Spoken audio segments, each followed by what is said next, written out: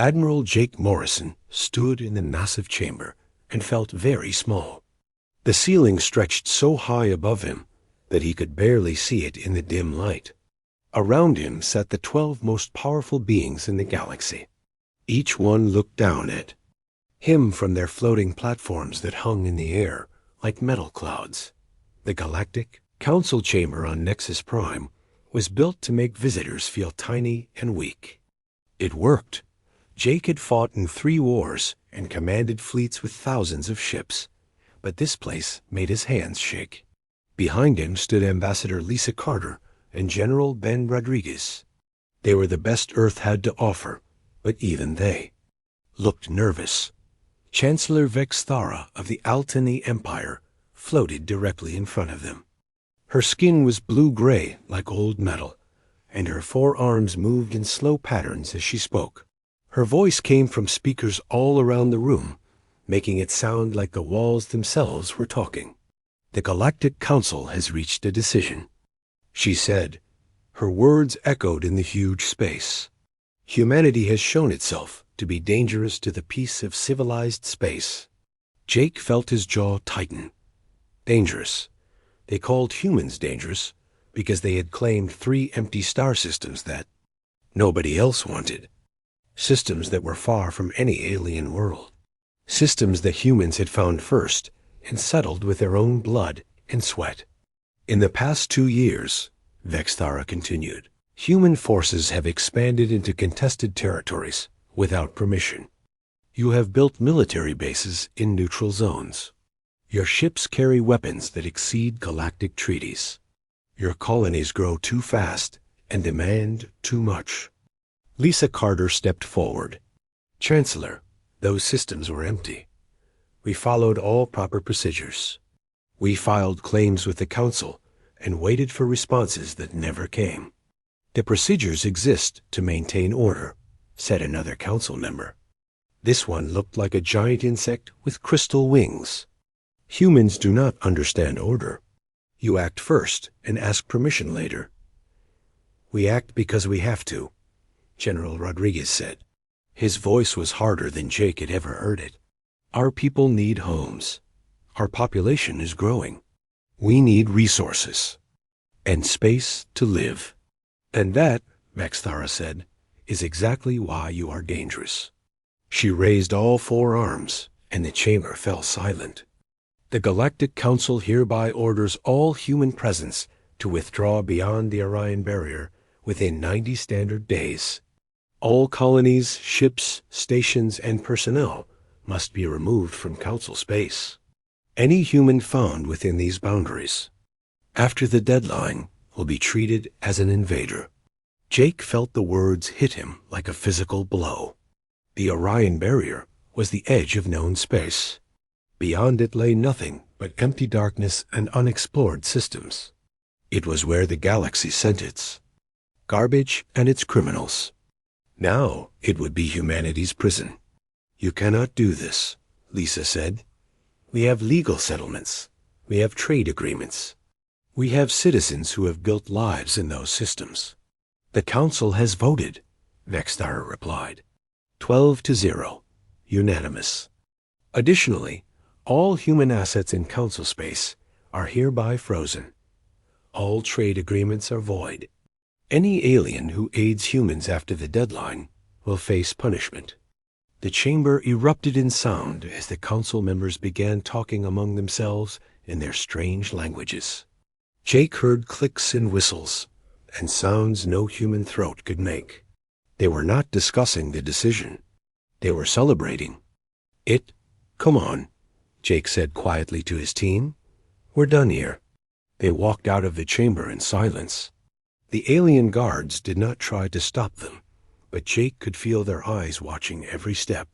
The corridors of the Council building were filled with aliens from dozens of species. They all stared at the humans as they passed. Some looked curious. Others looked pleased. The trip back to Earth took 3 days in their fastest ship. 3 days of silence and angry faces. 3 days of Jake staring out at the stars and wondering how it had all gone so wrong. Humans had dreamed of joining galactic civilization for centuries. When first contact finally came, it seemed like the greatest day in human history. Now, barely 5 years later, they were being thrown out like troublemakers. President Kate Sullivan was waiting for them when they landed. Her face was grim as she listened to their report. Within hours, she had called an emergency meeting of the Global Defense Council. The most important people on Earth gathered in the Situation Room deep under the capital city.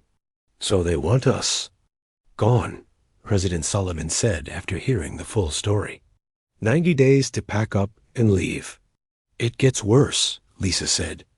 "They've frozen our bank accounts, canceled our trade deals, and put bounties on any human ship found in their space. They're not just exiling us. They're trying to destroy us. The question is," said General Rodriguez, "what do we do about it?" "We follow the order," said Dr. Amy Chun, the head of the Xenobiology Institute. "We pack up and leave. We find new homes beyond the barrier and build our own civilization." "Like hell we do," Jake said. All eyes turned to him. "I've spent the last 5 years studying these aliens. I know their technology, their ships, their tactics. You want to know what I learned? They're weak." "Weak?" President Sullivan raised an eyebrow. "They haven't fought a real war in over 1,000 years," Jake continued. "Their ships are pretty, but fragile. Their crews are trained for parades, not battles. They think because they're older than us, they're better than us. They're wrong." Dr. Chun looked shocked. "You're talking about war against the entire galaxy." "I'm talking about survival," Jake replied. "They want us to crawl away and die quietly in the dark. I say we show them what humans do when backed into a corner." The room fell silent. Finally, President Sullivan spoke. "What would we need?" General Rodriguez smiled grimly. "Time to prepare.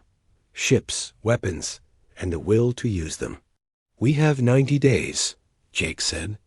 "It's not enough time to surrender properly, but it might be enough time to get ready for war." President Sullivan looked around the room at each face. "All in favor of compliance with the exile order?"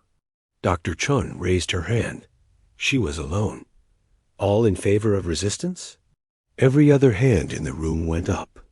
"Then it's decided," the president said. "Humanity chooses conquest over defeat. God help us all."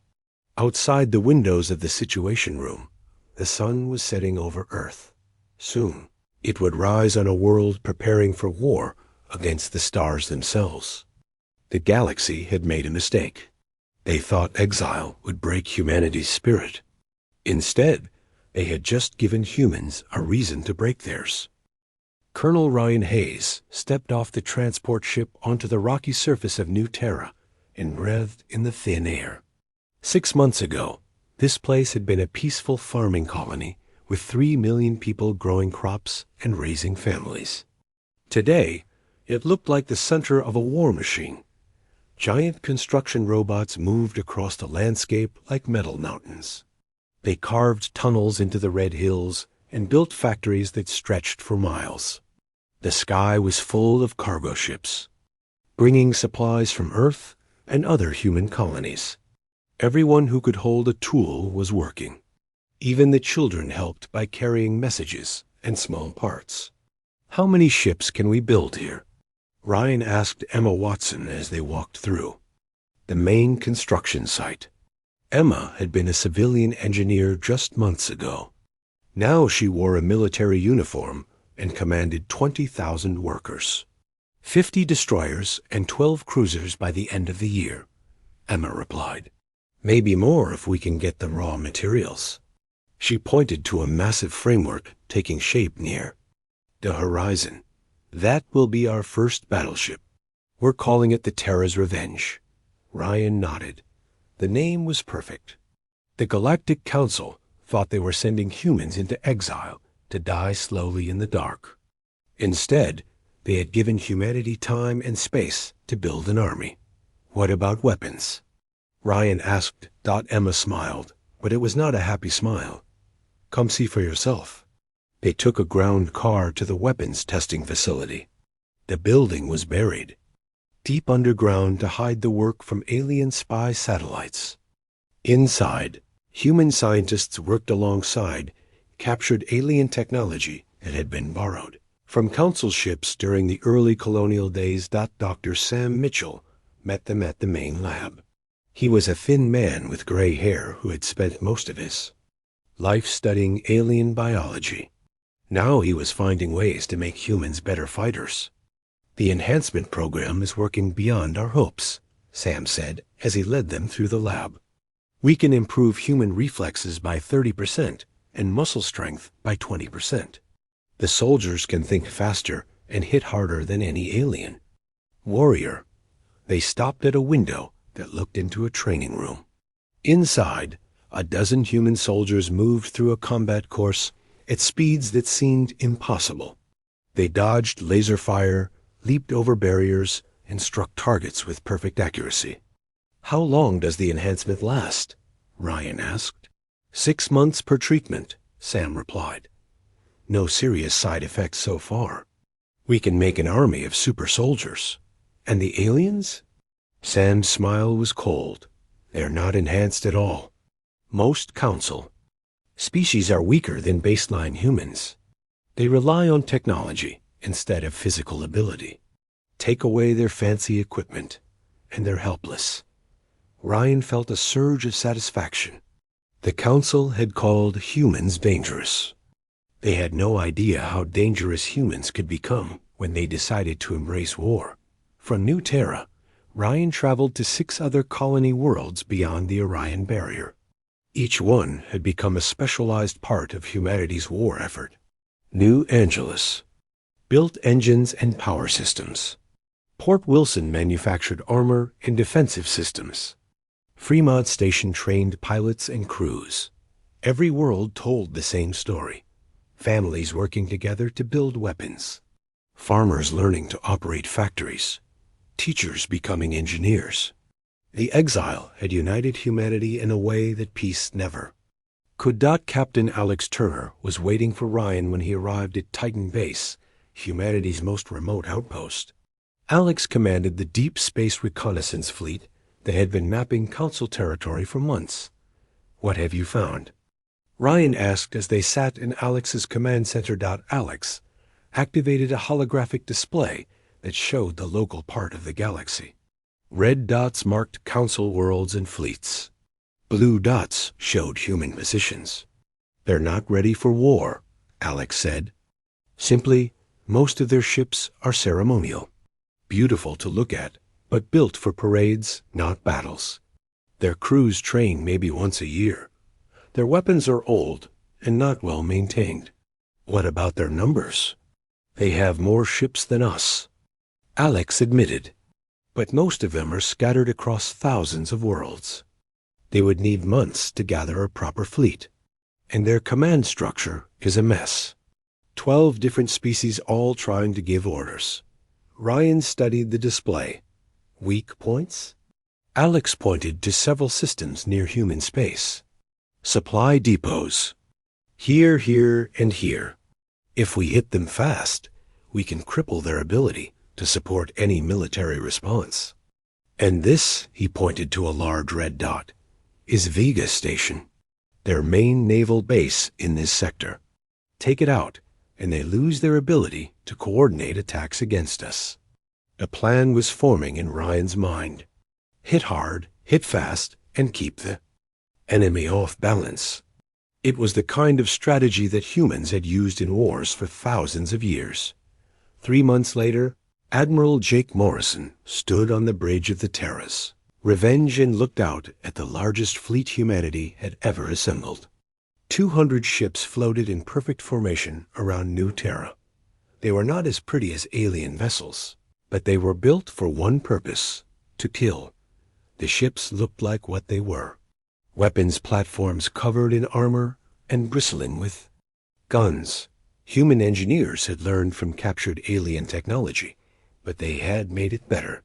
Faster engines, stronger shields, more powerful weapons. "Admiral," came a voice from behind him. Jake turned to see Captain Nicole Grant, one of his best destroyer commanders. "The fleet is ready," Jake nodded. "Signal all ships. Begin final preparations. We attack in 72 hours. The bridge crew moved with quiet efficiency. These were not the same people who had fled Earth in defeat 6 months ago. The exile had changed them, hardened them, made them into something new. "Sir," asked Grant, "what should we do about prisoners?" Jake was quiet for a long moment. The Council had shown no mercy when they exiled humanity. They had frozen bank accounts and threatened anyone who helped humans.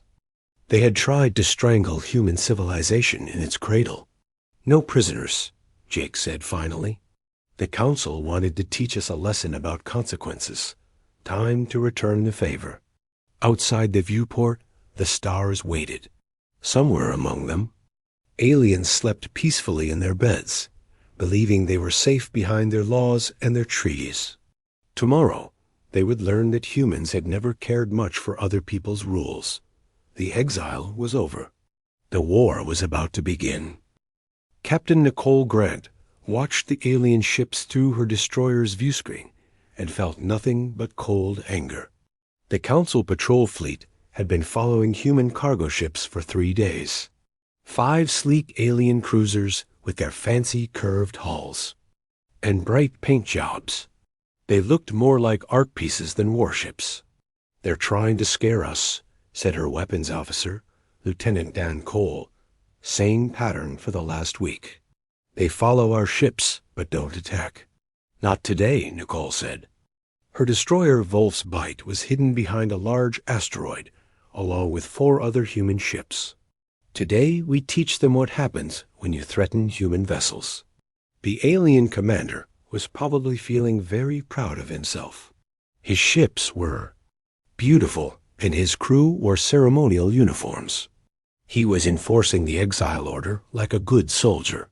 He had no idea that human ships had been watching him for days, learning his patterns and waiting for the perfect moment. "All ships, this is Wolf Leader," Nicole said into her communicator. "Target the lead cruiser first. Full weapons spread. No survivors." The 5 human destroyers came around the asteroid like sharks attacking a school of fish. Their gray hulls bristled with missile launchers and energy cannons. Where the alien ships curved and flowed, the human ships were all sharp angles and armor plates. The aliens never had a chance to fight back. The first salvo of human missiles tore through their shields like paper. The second salvo broke there. Ships apart. In less than 2 minutes, 5 Council cruisers became glowing wreckage floating in space. "Any escape pods?" Dan asked. "Destroy them," Nicole ordered. "No one reports back to the Council." The small alien escape craft died in flashes of light. The first blood of the war belonged to humanity, and no alien would live to tell the tale. That same day, Admiral Jake Morrison sat in his command center on New Terra and watched reports flow in from across human space. Operation Hammer had begun at exactly the same time in 12 different star systems. Human fleets were striking Council positions all along the border. "Kepler 442 is under attack," reported General Lisa Park from her flagship. "The alien defenders are not prepared for orbital bombardment. We should have the planet in 6 hours." Kepler 442 was one of the Council's main food production worlds. Millions of aliens lived there, growing crops that fed dozens of other systems. It was also defended by only a small garrison that had never seen real combat. Lisa's invasion fleet dropped from hyperspace directly above the planet's main city. The alien defense ships tried to form a line, but they moved too slowly and fired too carefully. Human doctrine was simple: hit the enemy so hard and so fast that they could not think, only react. "All ships, target the orbital stations first," Lisa commanded. "Then the defense platforms, then anything that moves." The battle was over before. It really began. Alien ships exploded in bright flashes, while human vessels barely took damage. The orbital defenses fell silent one by one. Within an hour, the planet was defenseless. "Begin landing operations," Lisa ordered. "Remember, we need the farms intact. Kill the soldiers, spare the farmers." Meanwhile, the real prize was under attack halfway across the sector. Vega Station was the Council's main naval base in human space. It was also where Admiral Morrison himself led the assault. The station was huge, built into an asteroid the size of a small moon. Hundreds of alien ships floated around it like metal flowers. It looked impressive and strong. It was neither. "First wave, target the defense grid," Morrison ordered from the bridge of Terra's Revenge. "Second wave, hit the docking bays. Third wave, boarding parties." The human battleship was larger than any Council vessel and heavily armed. Its main guns fired once and cracked the station's outer shell like an egg. Secondary weapons swept the defending ships from space with methodical precision. The alien admiral tried to coordinate a defense, but his ships were spread out for show rather than combat. They had to group together to be effective, but human fighters swarmed among them like angry wasps. Every time the aliens tried to form up, missiles and energy beams tore their formations apart. Commander Jenna Brooks led the boarding parties that fought their way into the station itself. Her enhanced soldiers moved faster and hit harder than any alien defender. They cut through the station's corridors like a hot knife through butter. "Resistance is light," Jenna reported. "Most of the aliens are surrendering or running. We should control the command center within the hour." But the real surprise came from an unexpected source. Matt Collins had been a merchant captain before the exile. He knew the trade routes better than anyone. Now he led a fleet of converted cargo ships in hit-and-run attacks deep in Council space. "Supply convoy destroyed at Rigel 3, Matt reported. Another one hit at Alpha Centauri. The aliens are starting to panic. Their cargo ships are asking for military escorts." That was exactly what Human Command wanted to hear. Every alien warship assigned to protect cargo ships was one less ship, defending important targets. Matt's raiders were forcing the Council to spread their forces thinner and thinner. The biggest shock came at the Titan Nebula, where Commander Jenna Brooks had set up a defensive line. The Council had finally managed to put together a retaliatory fleet, 200 ships commanded by Admiral Kethfor of the Zentani Republic. The alien admiral was confident. He had more ships and newer technology. His crews were well trained by Council standards. He expected to crush the human upstarts and restore order to the sector. He was wrong. The battle lasted 3 days, but the outcome was clear from the first hour. Human ships were faster and more heavily armed. Human crews reacted quicker and fought harder. Human tactics were designed to kill, not to look good. Admiral Kethfor's beautiful fleet was torn apart piece by piece. His cruisers exploded under concentrated fire. His fighters were hunted down by superior human pilots. His battleships, built for ceremony rather than combat, proved helpless against human weapons designed for war. "Enemy fleet is broken," Jenna reported on the third day. 37 ships destroyed, the rest in retreat. We lost 4 destroyers. 4 ships against 200. The ratio sent shockwaves through Council space out on Earth. President Kate Sullivan read the battle reports with grim satisfaction. In 1 week, humanity had destroyed 3 Council fleets, captured a major naval base, and conquered 2 star systems. The aliens who had exiled them as dangerous were learning just how dangerous humans could be. "Casualty reports?" she asked. "General Rodriguez, minimal on our side," he replied. "The aliens are fighting like this is still a ceremonial war. They're not adapting to our tactics." "Good," Kate said. "Let them keep underestimating us. By the time they figure out how to fight back, it will be too late. The war was 1 week old, and humanity was winning. Captain Ben Foster looked down at the burning Academy world of Proxima Centauri b and felt a deep satisfaction. 6 months ago, the Galactic Council had called humans too dangerous for civilized space. Now 37 star systems flew human flags, and the most prestigious military school in the galaxy was under siege. "Status report," Ben said to his communications officer. "The orbital defenses are down," Lieutenant Sarah Kim replied. "General Watson's ground forces have surrounded the main Academy complex. The aliens are requesting terms for surrender." Ben smiled coldly. "Tell them the terms are simple. Complete surrender and full cooperation, or we level the entire facility."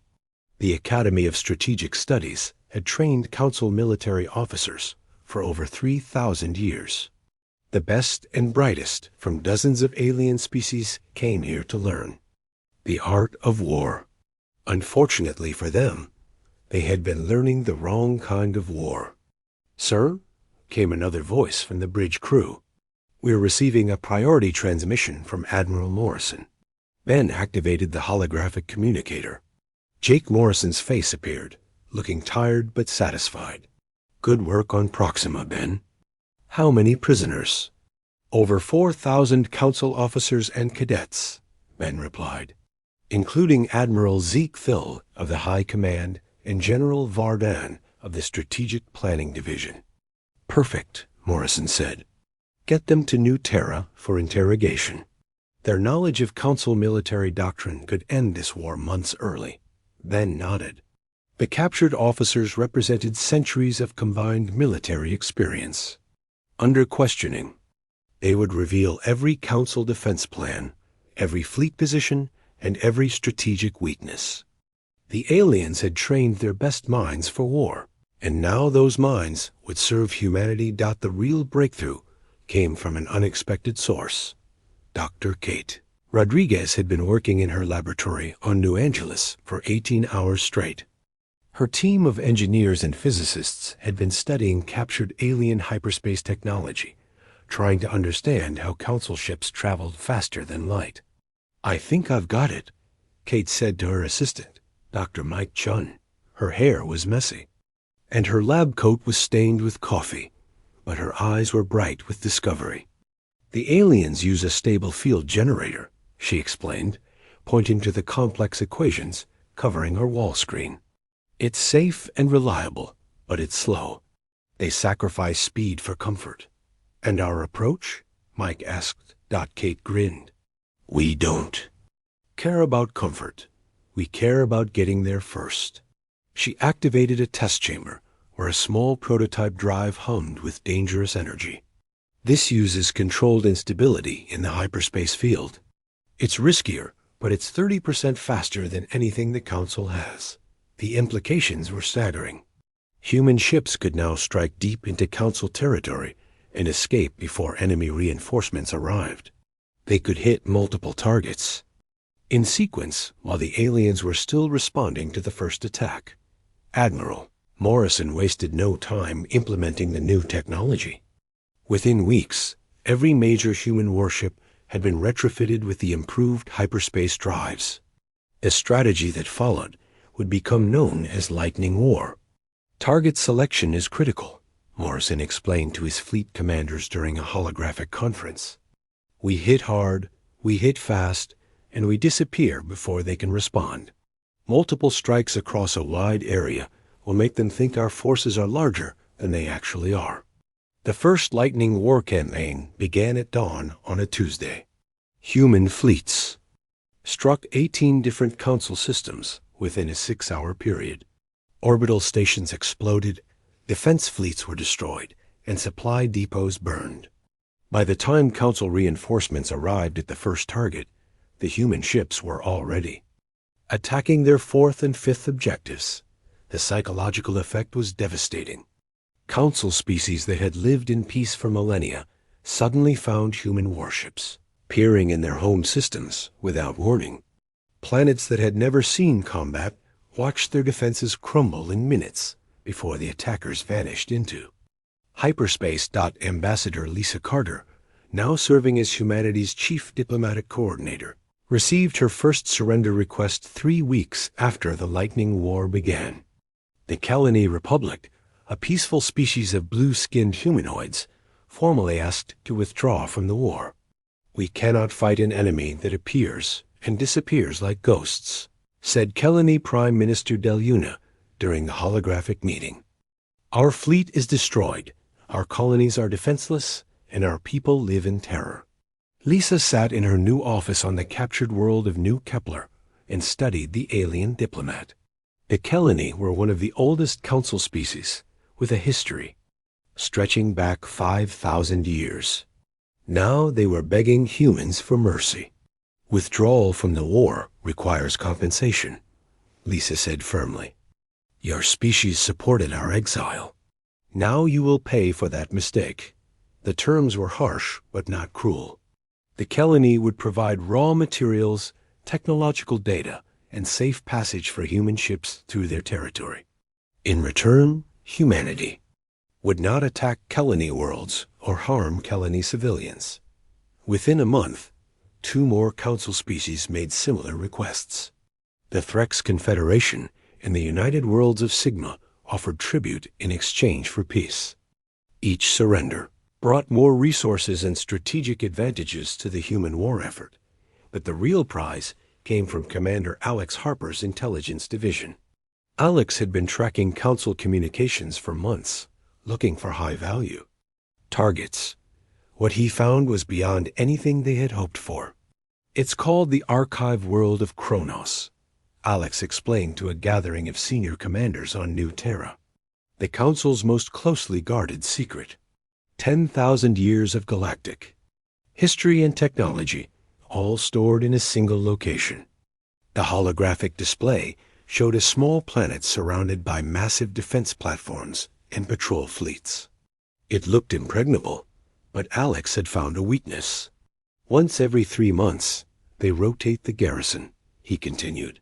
"For exactly 48 hours, the defenses are at minimum strength, while new crews take over from the old ones.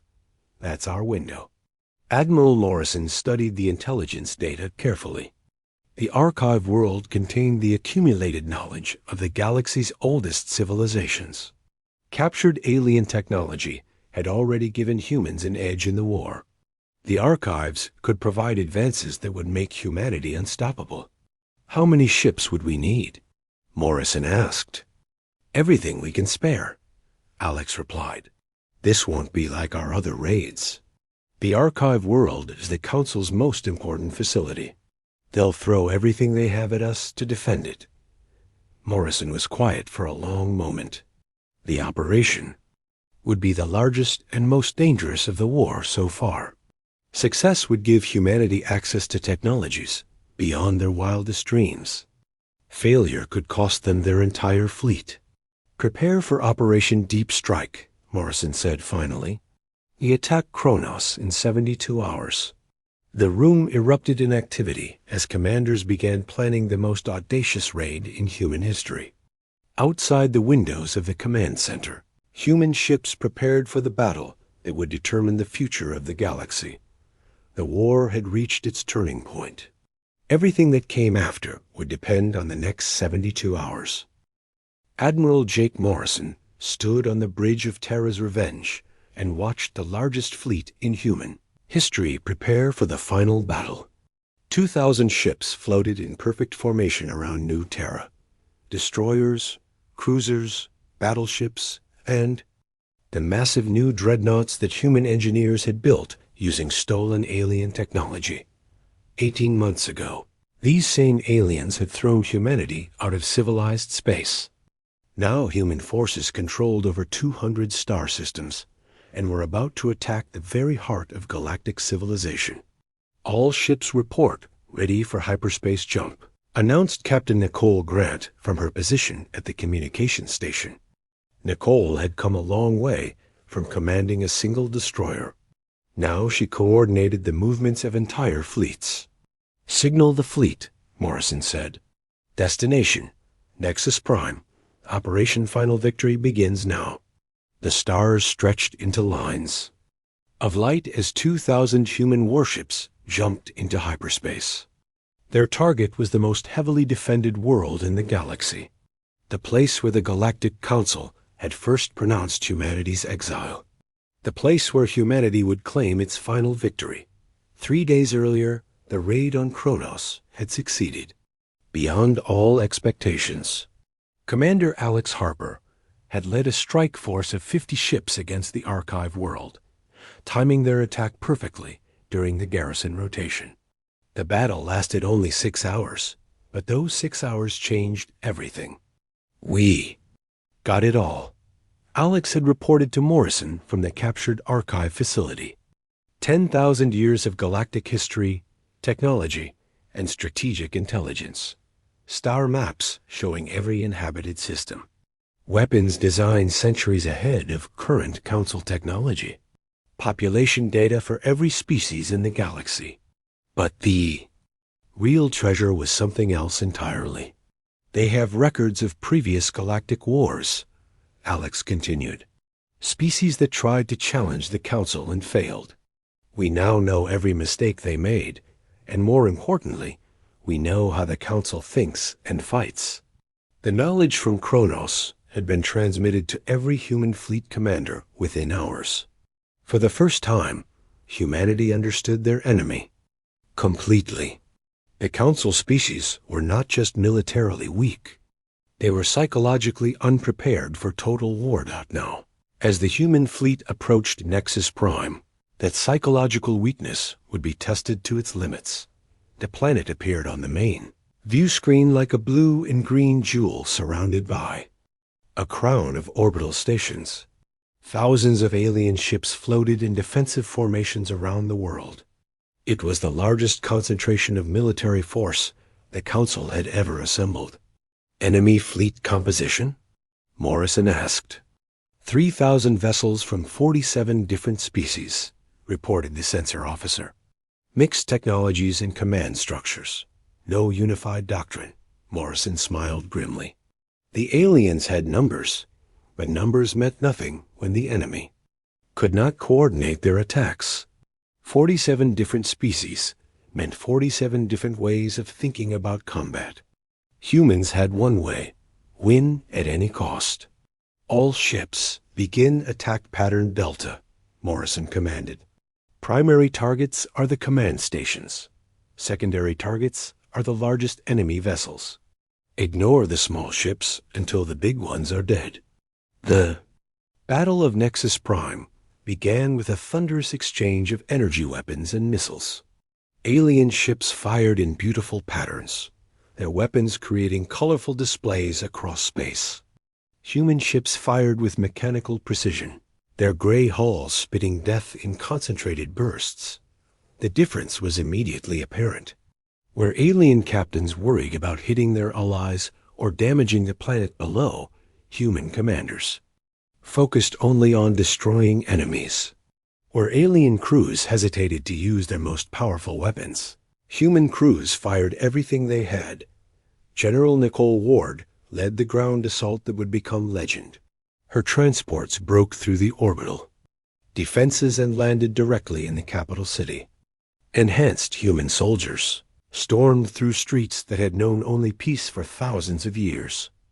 The aliens tried to organize a defense, but they had no experience with urban warfare.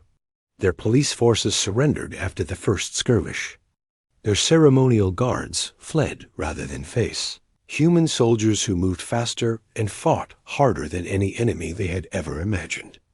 Council Plaza is in sight, Nicole reported as her forces advanced through the city center, beginning final assault on the government complex.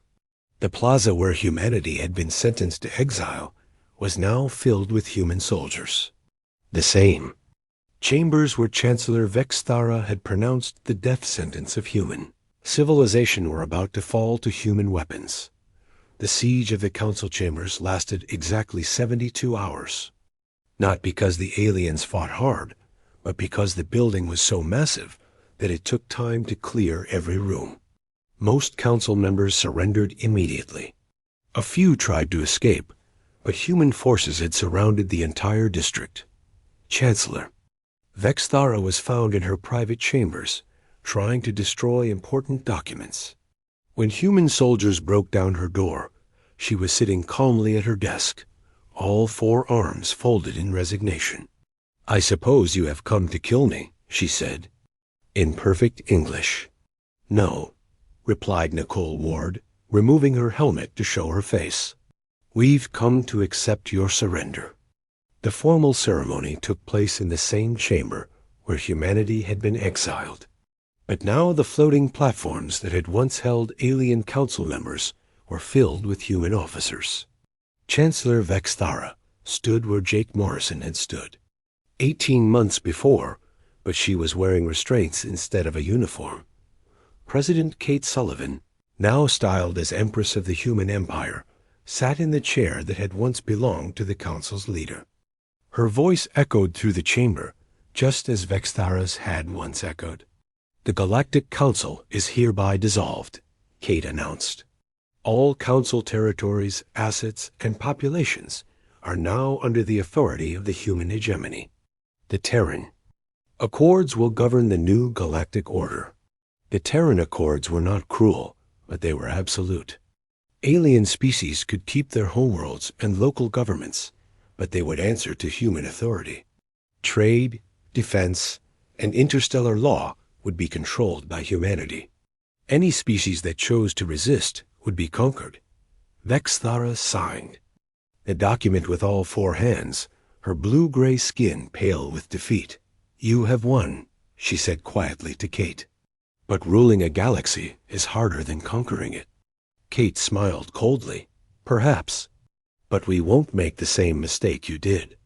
We won't underestimate our enemies, because we won't allow any enemies to exist." 6 months later, Admiral Morrison and Ambassador Lisa Carter stood on the observation deck of the renamed space station orbiting the world, now called New Washington. The former council capital had been transformed into the center of human galactic administration. "Hard to believe it's over," Lisa said, watching human patrol ships move through the system that had once banished them. "It's not over," Morrison replied. "It's just beginning. We've conquered the galaxy, but now we have to rebuild it. Make it stronger. Make it better." Below them, the planet's surface showed the signs of rapid change. Human construction teams worked alongside alien workers to build new cities designed for efficiency rather than beauty. Spaceports expanded to handle the massive cargo ships that carried resources between human-controlled worlds in the gardens where alien diplomats had once walked. Human children now played among the alien flowers. Above them, the sky was filled with human ships instead of alien vessels. The exile that was meant to destroy humanity had instead given them the strength to claim the entire galaxy. The lesson was written in fire across the stars. The Galactic Council had called humans too dangerous for civilized space. They had tried to exile humanity to the dark edges of the galaxy. Instead, they had given humanity time to prepare, space to build, and a reason to fight. Humanity had chosen conquest over defeat. The galaxy would never be the same. Years later, human historians would mark the exact moment when everything changed. It was not the first battle or the capture of Nexus Prime. It was the day an alien chancellor looked at a human admiral and said the words that doomed her entire civilization. "Humanity has shown itself to be dangerous to the peace of civilized space." She was right. Humanity was dangerous. The Council's only mistake was believing that exile would make them less so.